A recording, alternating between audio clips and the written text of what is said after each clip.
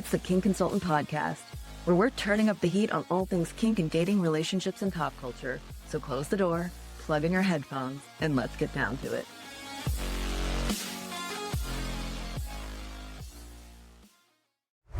Guess what? March 20th to March 23rd in Las Vegas, I'm hosting a couples retreat. If you and your partner keep talking about building a dom-sub dynamic, but all you've done is consume content and argue about what it's supposed to look like, listen up. You need to stop theorizing and start actually building your dynamic based on what works for you two. Sure, you already know the basics, you've read the books, you've watched the videos, but what you don't have is clarity about roles, power, boundaries, or how to actually live this lifestyle without second-guessing yourselves. You're gonna leave knowing who leads, who surrenders, how power moves between you, and how to hold that dynamic with confidence in and out of the bedroom. This is personal coaching in a retreat environment. Spots are limited on purpose. So head to amandadames.com/couples retreat or the link in the show notes to book your spot now.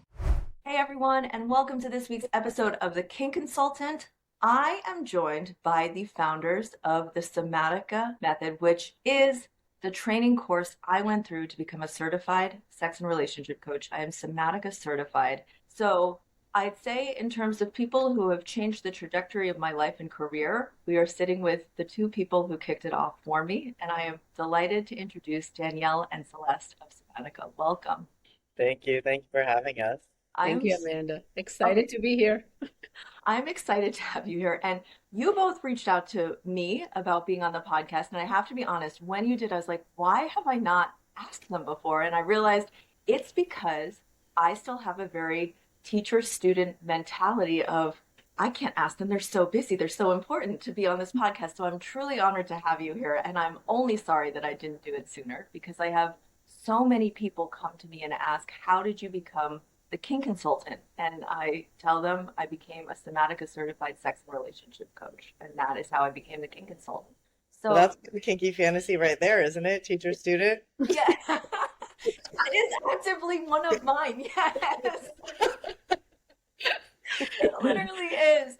I know. So I like to be a little bit scared and nervous. So I'm in my happy place right now.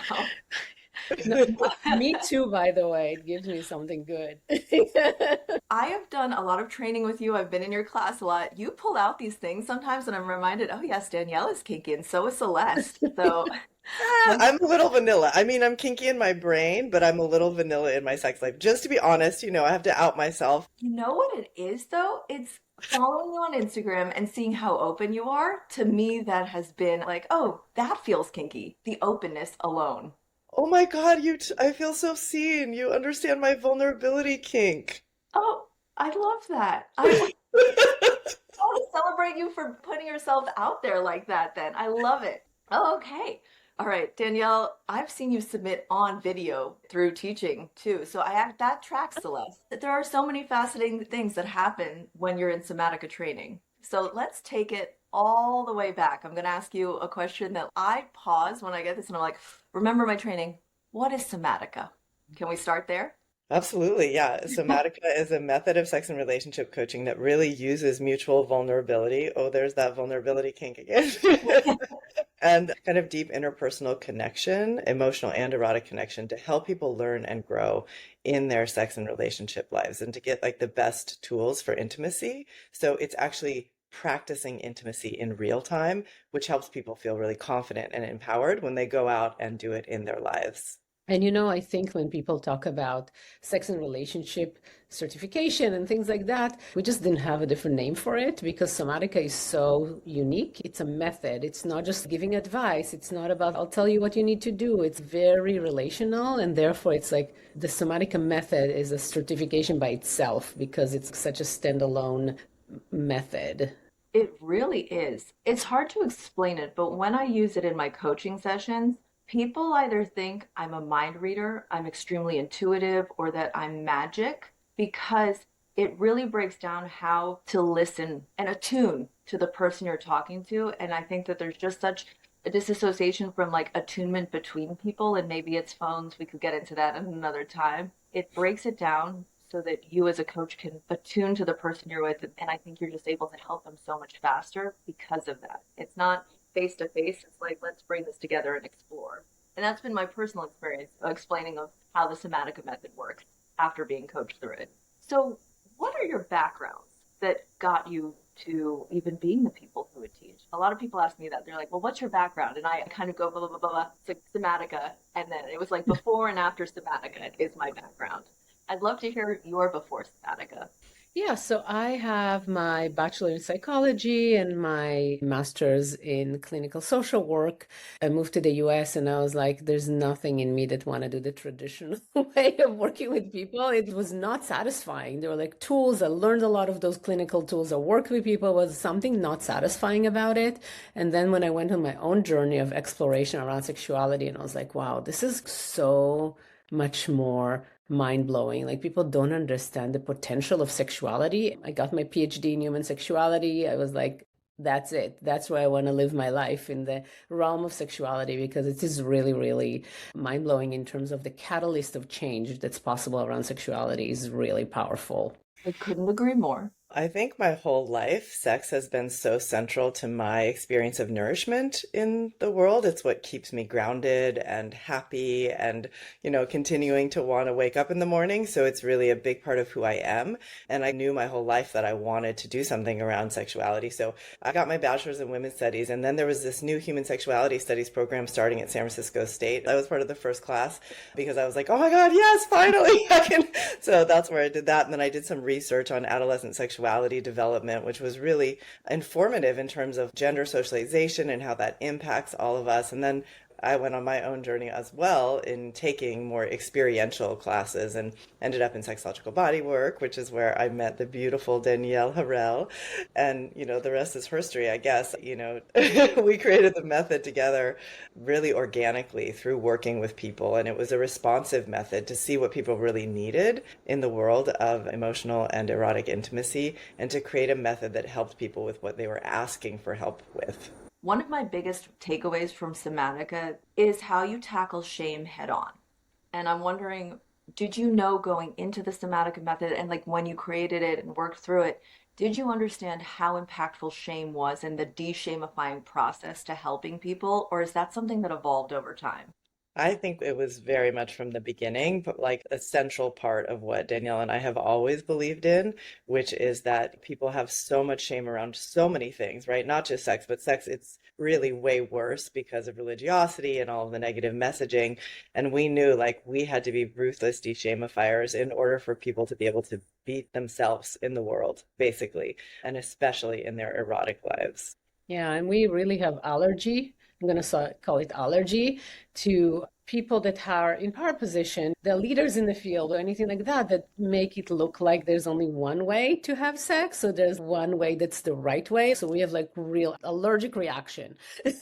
People say there's only one way to have sex. And I'm like, no, there's many ways. And we want to help you find what's really works for you, because at the end of the day, you are who you are. You don't choose what turn you on. You don't decide how you want to show up in the world with your erotic life, but you decide how you want to show up, but you don't decide what turns you on. And then like helping people really accept it about themselves and see like, that's who I am. Let it be the thing that's bright about me and not the thing that's bad about me. That's so inherent and so intertwined, de-shamifying in the Somatica method.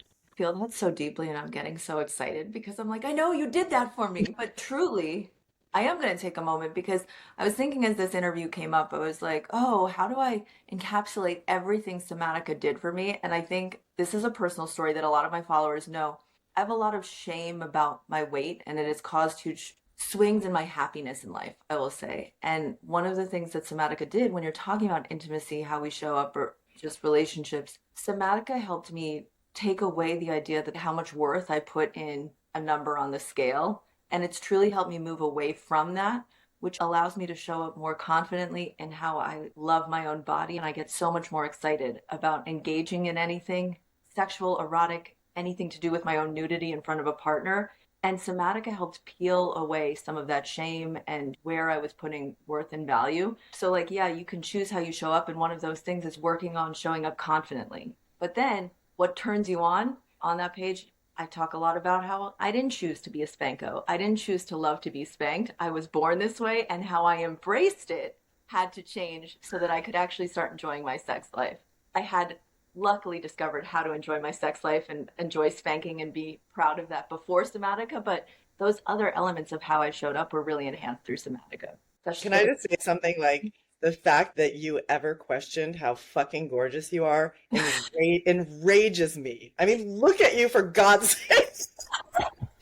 That's like insane. I'm sorry. It's insane. It makes me so mad. And I'm allergic to scales. I won't even let them tell me my weight at Kaiser. You know, it's just like, yeah.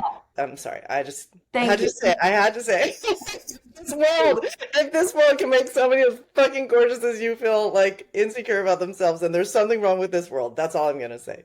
I can't disagree. And I get angry at society in general, and I have to just bring it inside and be like, this is who I am, and I'm proud and happy about it. And if I'm not, this is the other big thing. It's not the end of the world. Do you know what I mean? For some people who haven't experienced somatic, it can be really hard to even conceptualize what it's like and how it's different from therapy. Would you mind, at a high level, helping listeners understand, if I were to come into your office or any somatica practitioner, what would I experience? What would a session look like and feel like? And how is it different from normal therapy? I know there's a lot in there, but just paint the picture in whatever way you'd like. I want to help people understand. So when you step into a somatica office, it's like, it's a completely different experience. It might look the same because you sit and you talk. But first, I think like the way that I hold myself, and I encourage somatica coaches to hold themselves, is much more relaxed and natural. Like, I'm not trying to be something else. Like, I have crazy sense of humor. I'm very off the cuff person, and all of it shows up in the, in sessions. So it's just like, you get to be yourself as a coach. And when you are talking with your clients, you don't try to pretend that you're like this professional. It's like all like tight and like, have no desires and have no shame and has it all together and never falls off the pedestal, So we really like human, and we use our humanity to help deshamify people's experiences. So that's one really powerful way. And the other thing is we talk with people about how we feel with them in the room, how we feel with them erotically, how we feel with them emotionally. So it's kind of like being in a relationship lab with people and then practicing things as we go along. Relationship lab is such a perfect way to describe it, because you're in real time giving feedback, like saying this is how I'm feeling, sharing it with the person so they also understand how they're being perceived. You're researching and working through it. Celeste? Yeah, and I think a lot of times like coaching or therapy can be problem and trauma focused, and we really work with trauma empowerment. So it's not like we ignore or avoid any of that,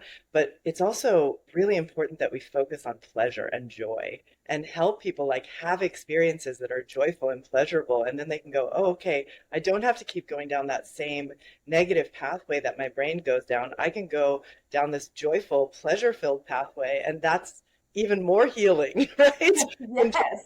Staying in the difficult part all the time. So even when we're working through trauma, we are laughing together, we're holding each other, we're finding the pleasure in every moment. And I think that that's what Somatica does. It retrains our brain towards joy and pleasure. I understand everything you've said because I've been through the Somatica Method. I've been through the training, right? But the question that comes up, if I'm to turn that part of my brain off, is how can you possibly find joy through how uncomfortable it is to talk about sex, how embarrassing it can be? Like, how do you get to joy from that? I think everybody has this internal spark of joy that's just there waiting, and we immediately start flirting with that part. You know what I mean? So even as we're talking about the hard things, and I'm sharing hard things about myself too, I'm still always like in touch with that part of them and that part of myself that's like, but you know what? This is going to get fun. We're going to get through this together. We're going to cry and we're going to laugh, and then we're going to have a lot of fucking fun. And then you're going to learn how to move through those challenging moments in your life and come back to pleasure and joy and not skip over them, because we need to feel everything. We don't get to feel the highs if we don't also feel the lows. So we need to feel everything, but we can always come back to our body, our pleasure, our playfulness, our love, our intimacy, our security of connection. Like, those things are always there, plus our naughtiness and our, and our, ooh, let me see what's in there. I'm always like, yeah, but let's see what's really in there. Yeah. So that's keeping connected with that spark inside of me and inside of my clients all the time is a big part of it. And I really think, just to add to what Celeste is saying, I really think there's something about when you are shameless and you are willing to acknowledge your shamelessness and your kinks and your turn-ons and you talk about it in the relationship, it just creates so much more relaxation in the room. Like people are not so tight and they know that we'll like jump in to support them in the process. The casual experience of connecting with people just where they are, not trying to make it more complex than it is. It's just nice to join and be together and flirt and laugh and cry and just be in the experience together. So there's no territory that feels like it's not allowed. Everything is welcomed. Hey, Kinksters. As a certified relationship coach, so many of my clients have been telling me they're struggling with dryness. They are just as excited and turned on as they used to be, but their body isn't keeping up. And they're not alone. I get it too. Even when my mind is ready, my body needs a little extra support, and it can kind of kill the mood. So I started looking into my options. Yes, I always have lube in my drawer, but I wanted to be more lubricated on my own. I wanted my body to match how it was feeling. That's why I found Playground Miracle Melts, a hyaluronic acid suppository for your vagina. I was already using hyaluronic acid in my body wash and face serum, so why wouldn't I add this to my routine? They're clinically tested, recommended by doctors, and hormone-free, which made them an easy yes. And the more I talked about it, the more I realized dryness is way more common than people admit. So if you've been dealing with dryness, you have to give these a try. Check my link in bio to shop Playground today. I love how simply that it's just nice. I cannot explain how powerfully accurate that is, that it's just nice, even when you're going through some of the harder conversations. Feeling held as you go through it builds trust, and it builds your ability to trust other people and learn how to build trust with other people. And that's just nice. I think you're really on it. That's it. That's this feeling of no matter what you're going to bring, a Somatica coach is there to catch you. That's the experience. You're going to be loved no matter what you're going to bring in. Yeah. And that's what so many people are lacking, that feeling of safety when they do bring their true selves. I have like a really fun example from a session not too long ago where I was talking about helping this person have a landing strip inside of themselves for like compliments and joy. And he thought I meant the other kind of landing strip, like a pussy landing strip, like and it turns out that he loves landing strips. And I was like, this is a conversation I did not know I need to have, because I have a landing strip and I love my landing strip so much.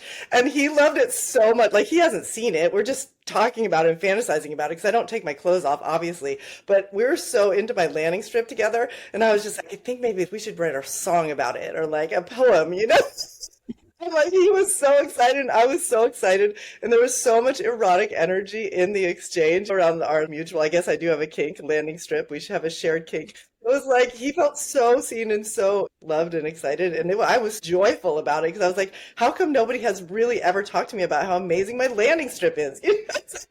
I have no doubt it's beautiful. I love landing strips too. So that's a moment of like joy and pleasure that we got to share, that really took it out of that depressive like focus and back into like, wait a minute, there's so much also fun to be had, Yeah. I have a similar situation with a kinkster who came to me who had a balloon fetish, and he felt really ashamed of it. And he talked about what he wanted. He wanted me to bounce up and down on a balloon. And I don't have balloons, right? But I was like, that sounds so fun and exciting, And for the first time, he was like, wait, I'm not a weirdo. And I'm like, no, how funny is that to be like hopping up and down on a balloon? Will it burst? Won't it? And we got to celebrate how fun his kink is, as opposed to something to be embarrassed about. That's not something I thought about, and I got excited. Your landing strip wasn't something that you had thought was this exciting, erotic thing to discuss and celebrate, and it was. Danielle? Yeah, it's really taking those moments of opportunity and like allowing them to be a little dirty, naughty, and not shy away from it. I think like not trying to be proper is one of the most healing things that can happen, Yes. Let's not be proper. It's okay for professionals not to be proper. I'd never really thought about that. There's so much pressure, even if it's just perceived to be proper, like that's how you're going to be taken seriously. And then when you just whisk that away and realize this is helping, and that in itself is proper and professional, The freedom to do that and experience it is huge. Totally. Yeah. I know those words like proper, appropriate. I'm like, talk about shame, allergy. All of those words is just like, should, blah, blah. Get rid of all of that and be human and excited. Like, we're all sexual beings, you know? We don't have to hide that or pretend that that doesn't exist. It is professional to be sexual if you're helping people with sex. Seems so obvious when you say that, but like until you said it, I was like, you just put a barrier up. Because as you said, of course you're fully clothed. A lot of people might not understand the Somatica method is a fully clothed method, but physical touch still happens. And that's a huge difference between like my therapist, I don't think has ever even hugged me. I've pretended to be a wild animal on the floor with someone and we've interacted with each other, fully clothed, highly erotic, and it's sort of breaking the barrier of other modalities. Yeah, I think both the being able to touch, but also being able to really talk about your fantasies. There's so many tools that feel like they're not touch-based, but highly erotic. Like talking with someone about what turns them on, and even more talking with someone in relationship about what turns them on about me, or me talking with them about what turns me on about them, or what would be like if I had sex with them, what would it look like? It's just so permission giving that it's mind blowing the impact that it has on people's self acceptance and relaxation. For me, as you say that, I'm like, the safety that builds when someone does that with me, when I get to do that with someone else, it builds a safety within them that they get to take out into the world. And there's acceptance in that. Exactly. And that's medicine. If we talk about healing properties, this is medicine. You know? There is no better medicine than accepting who you are and feeling good about it. That has been my life experience. 100%. Yeah. Mine too. So you've certified over 1,000 coaches in this work. Have you had any big aha moments that have really informed changes in the Somatica method or how you guys have grown? Like, what evolutions has it gone through? I think Somatica is constantly evolving, and I think that's something that actually we feel really proud of, that we get feedback all the time, and we will change what we're teaching in a module based on that feedback in the moment. It's like we teach and we learn from our students as well, and we're always growing and taking in the new information and incorporating it into the method. This is a very live, growing method, and I think any method that stops and is dead in that way, like it just can't keep up with how much society is changing. And so we really pride ourselves in being very involved in the trainings and always being responsive to the changes in the world and the feedback from our students. And I know that you, Amanda, took the training as a student, but then you came back as a group leader. So you already probably had this experience of how it already looks different. Not only because you took it as a group leader and you went and did it the second time around from a different lens, but also like there's something about being in the moment because it's a live training. The relationship happens in the training too. With that particular group of students that are going through the training, there's like a relationship between the teachers and the students. There's a relationship within the students. So every cohort is different. And then like the training keeps growing with those relational aspects within the group and then like as a curriculum as well. All of that is true. I mean, the curriculum has changed, in my opinion, definitely for the better, especially with specializations that you've introduced. But also when you talk about changing in the moment, I have been through that. I've watched it happen of, hey, this is coming up for me. And there's a little discussion about it. And it's like, yeah, we see that. We understand that. And this is how we're changing in that moment. One of my biggest takeaways from it was it's okay to trigger people. It can happen, never on purpose, right? Watching people work through it is eye-opening because I also think in that fear of making a mistake and watching you both embrace mistakes happening and repairing after them also changes your ability to what I call being brave in the world of like, it's okay to be scared and do it anyway. My biggest takeaway was you're going to make a mistake. You're going to fuck up. What happens after that is where you've both stepped in and helped at least me, and I imagine countless others. Yeah, because if you're going into intimacy with someone, intimacy is full of landmines. And so in some ways, it's not even a mistake. It's like you're just in a relationship.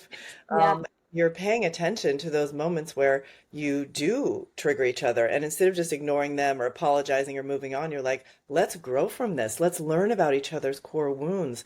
Let's be able to be more attentive with each other now that we know this, as opposed to tiptoeing around and never setting off a landmine, which is, first of all, impossible, you know? Yeah. And secondly, not even helpful to try, because then you try to avoid them. You don't even deal with them when they arise. And then you can't learn how to be better in intimacy. We have to be able to deal with those moments when we trigger each other, where we get triggered, where we trigger another person. We need to be able to deal with them well if we want to have really good intimacy with someone. This one's hitting me hard because I still experience fear of making someone upset or doing something wrong. But you're very right. That ability to do that, especially understanding how to repair and repair in general, does make it safer for me. I have a huge thing about feeling safe and no matter what I'm doing. And that I have all these tools now. Not everyone who does this wants to become a coach. Some people just want to understand the Somatica method. So you also help people work through that as well, right? Like for themselves. Yeah, definitely. There are people that take in the Somatica training for their own personal life. All the experience of downloading all those tools into your life is very powerful, right? So there's something about being able to do that and like get them all. There's something powerful about learning in a group environment. I think it's very amazing to have a coach that gets you and like really with you and does those experiences with you. And also doing it in a group environment can be very powerful because you get lots of mirrors and you experience a group deshamifying experience. And you know how loving the community is. You do a demo and then everyone's like cheerleading you. You just get so much love. It's so healing, it's so soothing. It's allowing self-acceptance because you see so many people doing their thing. So you get to learn by seeing so many people doing the thing, and you get to be yourself and be accepted and loved and see your edges as well throughout the process. So I don't remember what was the question, but that's what was No, my answer. it's like you will get so much out of this for yourself. It's not just about, oh, I want to become a coach. These are tools that you can use in your relationships as a whole. And yeah, first of all, there are about 1,000 mirrors held up to you. So you really start to see yourself more clearly. And there's a lot of work to be done with that. But also enjoying and celebrating and seeing everyone just do their thing. It's eye-opening to see how other people live their lives, how other people have fantasies. And it's normalizing for you to understand. We might all be different. We might have different interests. But in that, you have to understand that your interests aren't that different or shameful. They're just different, but still worthy of celebration and experience, and they have a place in your life. And there'll be always someone who's going to get turned on by your kinks. Oh my gosh, yes. There is always going to be someone. You can also introduce kinks to people that they didn't know they were going to be excited about before. There's just so much sharing to be done and enjoyment and celebration. I know the process I went through, but because so much has changed, I want to understand if someone's interested in either becoming a coach or just taking that core training, what's the process of getting into it, being accepted into the course? What does that look like today? I think the best thing to do is to go to our website, somaticainstitute.com, and you can explore everything about it. But all you need to do, if you're ready, is fill out an application. If you have questions, I'm always happy to hop on a call with people and talk in depth about the program. We also have free intros all the time for people to come in and ask questions. But basically, you just fill out your application, and then if it's a good fit, you start the journey. And we have another training coming up in April. So, yeah. And not everyone does get in. I remember having to answer questions about myself through the form and just understanding like, okay, you really do accept people who've done at least enough work to get in. And that's what also makes it so powerful is you are with a group of your peers who have done the internal work necessary. And it's not like leaps and bounds. It's just really having the ability to look at themselves. And I think that also makes all of the dyads you do, all of the relationship labs you do within the course much more meaningful because you've all put in a little bit of work on yourselves before showing up. So you're working with like-minded people in terms of growth-minded. That's the main thing that we look for on the application is that people are really self-aware. Like one of the questions, my favorite question on the application is, what's challenging about being in a relationship with you? Because if people don't know that they are challenging in a relationship in some way, they don't know themselves. I'm sorry, but like none of us is perfect. And so if somebody's like, well, I'm just like, some of the ones that I feel like are kind of iffy is just like, well, I'm just such a sexual being and people can't handle it. And it's like, okay, sure, but there's something else. It's not the only thing. And what do you do when you get triggered? What do you do? Like that makes intimacy challenging because we all have that. I have that, like I work on it forever. It still comes up. So I just want people to be honest with themselves and to be able to be honest with other people about it because that means you're ready. You're emotionally ready to take a training like this. And also, it means that you are willing to look at yourself and you already have a little bit of a willingness to crack through the shame because sometimes people say stuff because they don't disclose things because they feel shame around it. So if you are able to say, yeah, like I know I have ADHD and yeah, it does impact people around me. And the way that I communicate, even when I'm not triggered, gonna make other people need to have more effort. And I'm also not only have ADHD and I'm like, can be all over the place and like don't finish my sentences, but also I want people to be attuned to me. I was like, good luck with that, like so there's something about like being willing to see who you are and how you can be challenging for people, even if you come from the deepest of your heart, even if you're the sweetest person, which I am. I love it. I am sweet, but people to listen to me, it requires their energy. And I do want them to listen to me. So something about knowing that about yourself and being willing to say that, that means like I had to do some work not to go into a shame spiral and say no, it's not really an effort. It's like, yeah, it is an effort. That's what part of living with me mean. And it like took me a while to even realize that. And then I started to like really appreciate the people that are taking the time to stay attuned and listen. And that brings more love as opposed to more defensiveness and anger.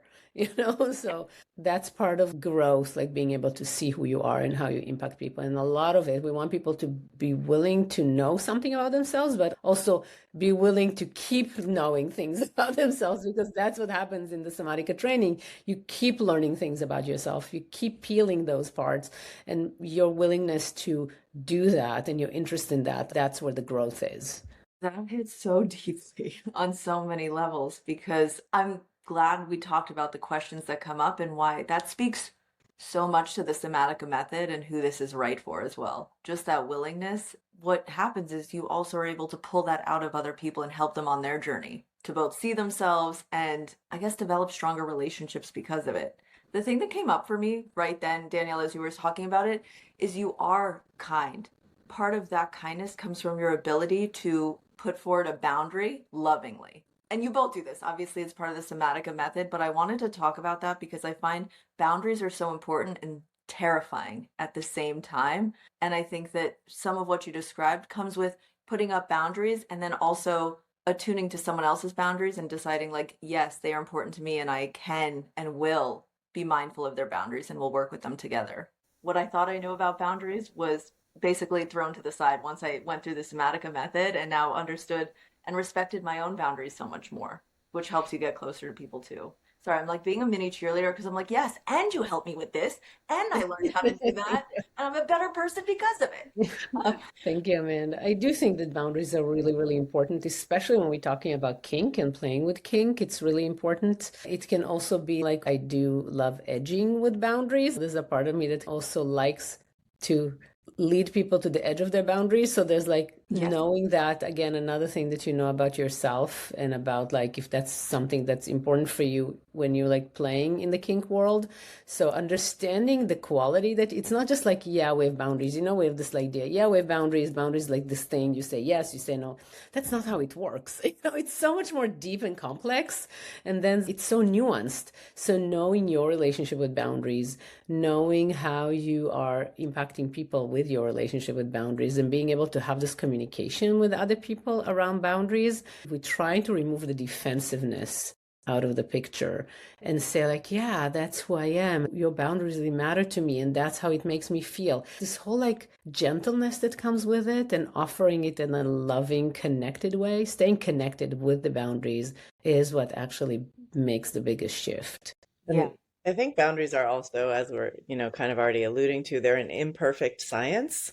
Like, we don't always know what our boundaries are in the moment. I definitely let my boundaries be crossed when I have fear of losing someone because I have attachment trauma. So, when we can actually acknowledge what our relationship is to our boundaries as opposed to just, you should keep your boundaries, that to me, that's a shame sentence, right? Because sometimes I will and sometimes I won't, and I won't do it perfectly. And I know who I am and I know why I cross my boundaries sometimes. I also don't blame other people because they're mine. You know what I mean?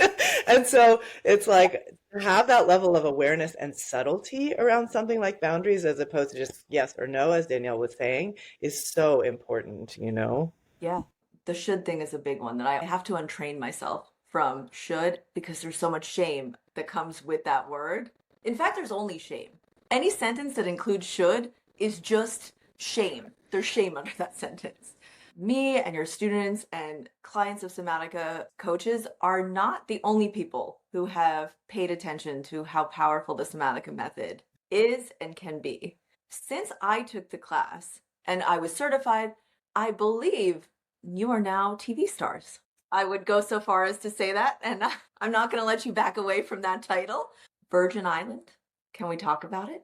I just love how you whisper it. Virgin Island. I know, I was like, I'm going to mention the show, but then I was like, how am I going to mention the show? Let's talk about Virgin Island. I love that you whispered it. It wasn't. This is like I love that you're like, I have a secrecy kink.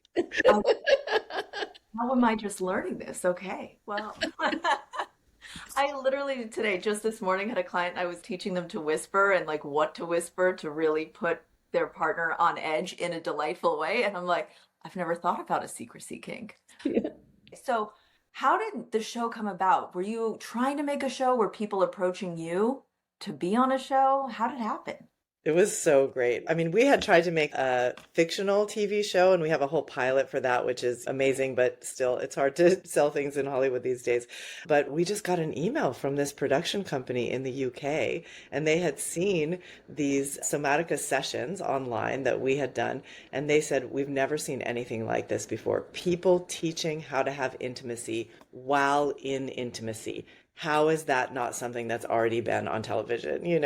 And so they really wanted to help adolescents in the UK because there's a virginity crisis as they're thinking of it. When we think about that, we're like, people are not experiencing the kind of intimacy that they want to experience. And there's a lot of, lack of knowledge and awareness and understanding on how to do that. And so they contacted us and, we were in a meeting like a week later. I happened to be going to the UK. We were in a meeting a week later, filming that day, a little bit of a teaser, like, guess what happens on our island, Oh my gosh. I just want to say they wanted to help young adults, not adolescents. It was like young adults who could not like lose their virginity and they didn't know how to connect. It wasn't just about virginity. It was really about inexperience and lack of confidence around sexuality. It's not about like the losing the hymen. I recently had a guest on. Instead of virginity, it's your sexual debut. And I'm not sure how that aligns with your work or your philosophy on it, but I loved that because, it's not about the hymen. It is, what is my sexual debut?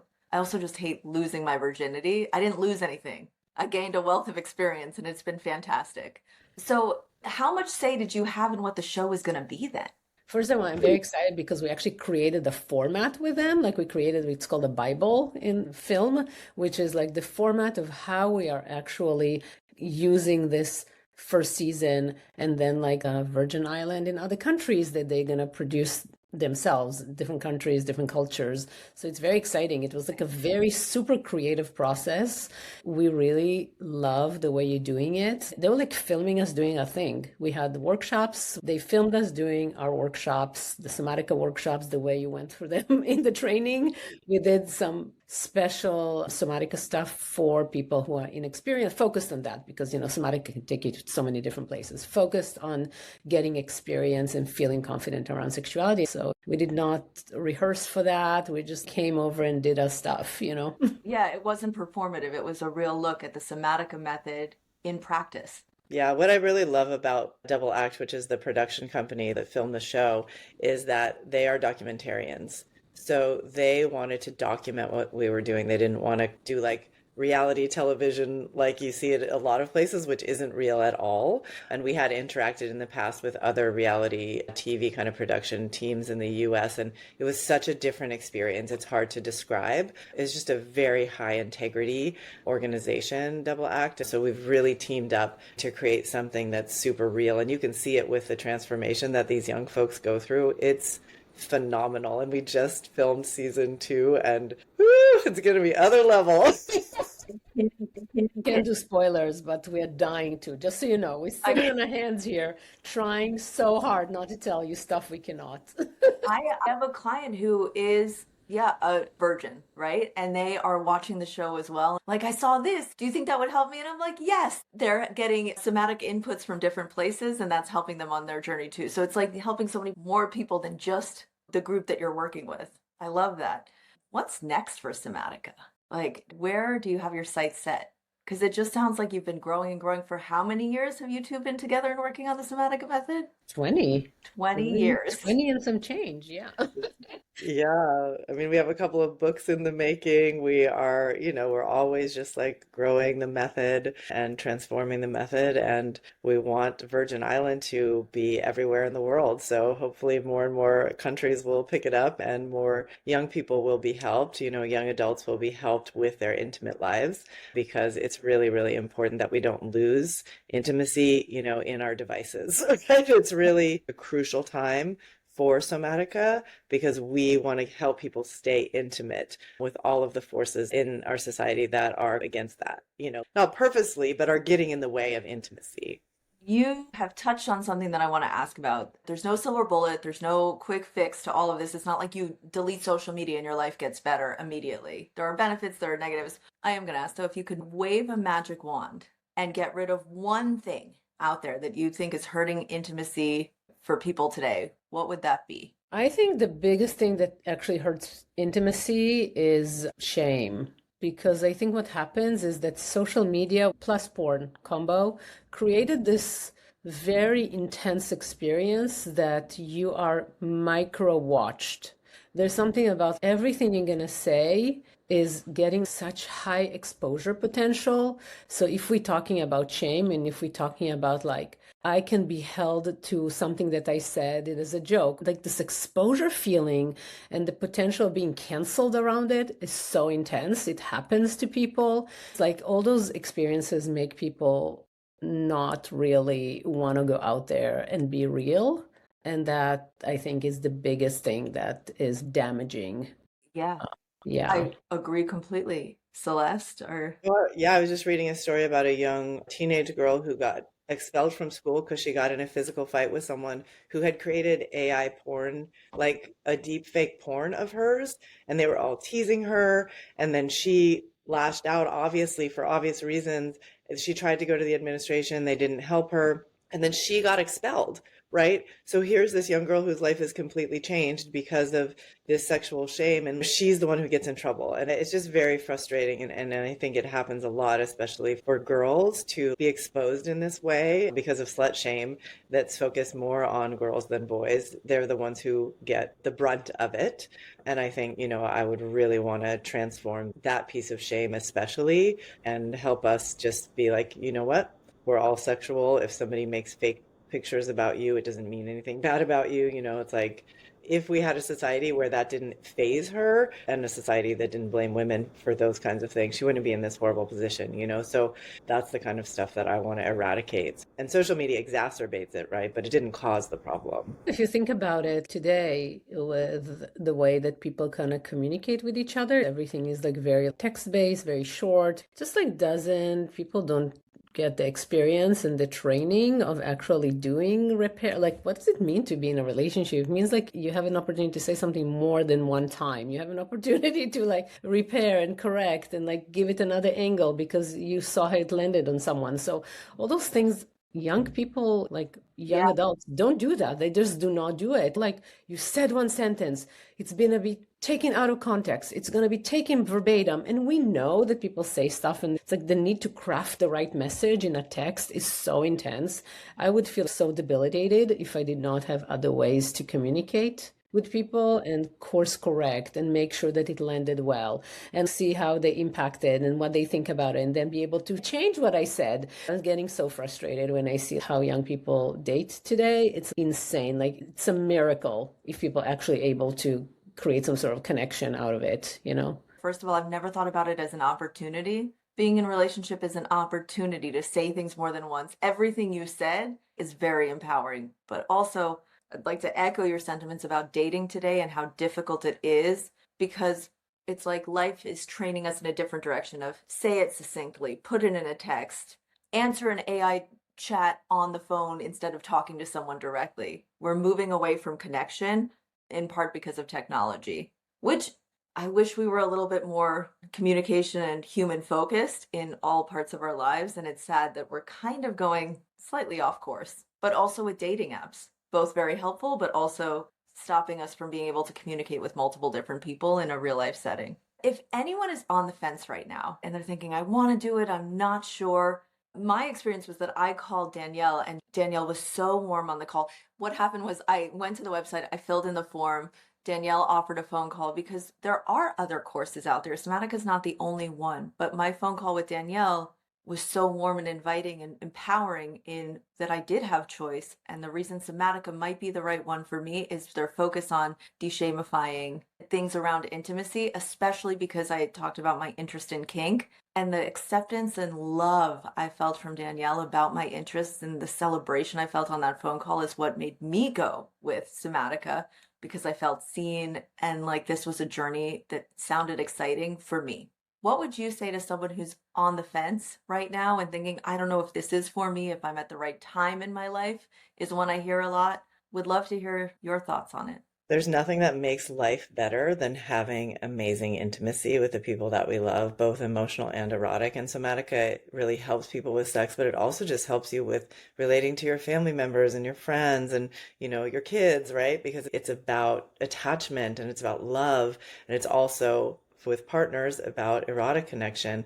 And I don't think there's anything in the world that makes your life better. And if you can do that for yourself and then go out and help other people, there's kind of nothing more fulfilling than that, because you see the joy that it spreads in the world. I mean, to me, if you're on the fence and you're like, wait, this is the thing that can give me the most, fun and amazing life, take the plunge. Yeah, and like at the end of the training, we hear our students take time to share their experience in that environment. People talk about how it impacts their lives. And I'm just like, wow, people's lives changed completely. And I see it with my family. Everyone in my family took Somatica because they wanted to have the tools, and it changes their lives, like not just in our family, in our relationship, but also with their friends, with their lovers, with their partners. And it just keeps rippling. And I think if you thought about this one thing that can really transform your lives, and in addition, you might want to do a career out of it, it's going to be mind-blowing, because then you get to go to work and do those things day in and day out, and you know it, Amanda, because you're doing it, right? So it's like, why think twice, honestly? That would there's one thing that really impacts you and changes your life, and it's giving to you in a condensed course. Wow, why think twice? I couldn't agree more. I think one of the things this has done is affected my relationship with my family more than anybody else, even my intimate partners. And it did a lot there, but just my ability to express how I feel hurt and create reconnection with family members at times. I can't speak highly enough of Somatica. It really changed my life. And I think, why think twice? That's how I feel having gone through it. And I've had friends go do it. I have never heard anyone say opposite than it being a really positive experience. So I cannot encourage this enough. If you have ever reached out to me and asked, how do you become the Kink Consultant? If you've asked about my certification or where to start, somatica.com. That is where I started, and it changed everything, genuinely. So thank you, Danielle. Thank you, Celeste, so much for sparking and being the ones to reach out to me, because I appreciate it so much. I did have a moment of like, should I tell them that this is not a big deal, my podcast? Are they sure they have time for this? So I appreciate you guys so much, and I cannot wait to share Somatica with even more people. Thank you so much. It's been really lovely to connect with you here, because it feels like so relaxed and familial, like, we're like in the same Somatica family together, and it feels really good. And thank you for having us here. And your podcast does mean a big deal because it changes people's lives. So thank you for that reminder. Thank you so much. If you enjoyed this episode, don't forget to subscribe, leave a review, and share it with anyone who might find it interesting. And if you have any questions or topics you'd like me to cover in future episodes, feel free to reach out. Email info@thekinkconsultant.com. Until next time, keep on kinking on.